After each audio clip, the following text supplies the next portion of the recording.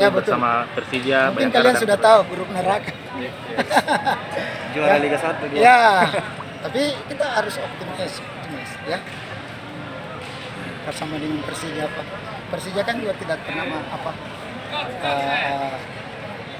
artinya kita sudah sering bertemu sama mereka. Semua Borneo juga sering bertemu. Tapi mungkin cuma berbeda dengan materi pemain-pemain.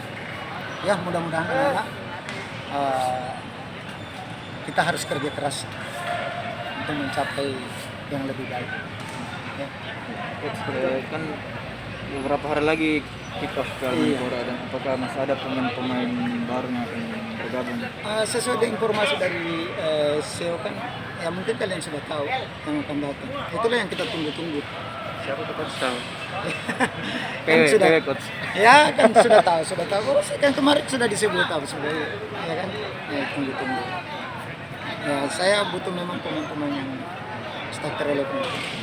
Berarti betul Patrick Lenggai. Ya, ya nanti dulu sih. Ya. Oke. Ya. Coach, untuk hari ini materi latihan seperti apa? Materi latihan ini ya artinya saya fokus di latihan defense dan masuk ke taktik bagaimana menyerang, bagaimana ya. Nah, itu tadi dari mulai yang kecil latihannya sampai yang besar, di situ kita fokuskan untuk defense. Ya. Cuma berbeda dengan apa? Ya, mudah-mudahan kita harus kerja keras.